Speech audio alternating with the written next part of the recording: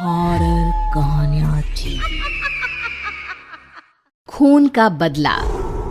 अपनी जिंदगी भर की कमाई लगाकर सुमन और अखिल ने एक छोटा सा नया घर बनाया था, लेकिन उस घर में आने के बाद उसके साथ क्या हो सकता था, इस बात का अंदाजा उन दोनों को था ही नहीं।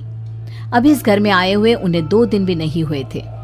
एक शाम जब अखिल घर में नहीं था तो किचन में खाना बनाते वक्त सुमन को ऐसा लगा जैसे किचन की दीवार के पीछे से किसी के बात करने की आवाज आ रही थी।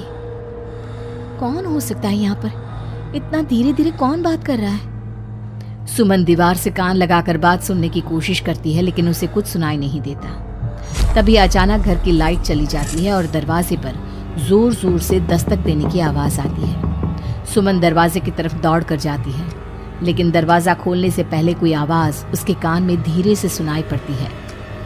सुमन, मैं यहाँ हूँ, तुम्हारे घर में। सुमन जोर से चीखती है और दरवाजा नहीं खोलती। दरवाजे की बजने की आवाज धीरे धीरे तेज होने लगती है। सुमन लड़खड़ाते कदमों से आगे बढ़ती है और झटके के साथ दरवाजा खोलकर अपनी आंखें बंद कर लेती है। तभी अचानक से अखिल की आवाज सुनकर उसे होश आता है।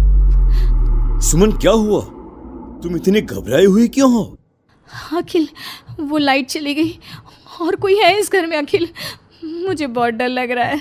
वो किचन की दीवार के पीछे से किसी की आवाज आ रही थी। कैसी बात कर रही हो? तुमने खुद सारे लाइट की स्विच ऑफ किए हुए हैं। देखो, लाइट तो आ रही है।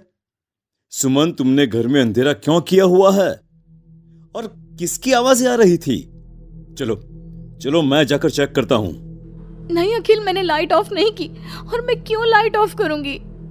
ये देखो, ध्यान से देखो, घर के सारे स्विच ऑफ हैं। तुम भी ना कमाल करती हो सुमन। तुम्हारी तबीयत तो ठीक है? ये देखकर सुमन और भी ज्यादा डर जाती है कि सच में लाइट की सारे स्विच बंद थे। सुमन समझ नहीं पा रही थी कि ये सब किसने किया होगा। ठीक उसी वक्त अखिल किचन की तरफ जाता है और सुमन को ऐसा लगा जैसे पीछे से किसी ने उसके कंधे पर हाथ रखा। उसने जैसे ही पलट कर देखा, एक साया उसके घर के दरवाजे से बाहर निकलता हुआ नजर आया। अखिल, अखिल यहाँ आओ, देखो कोई तो है। अभी अभी मैंने उसे बाहर जाते हुए देखा है।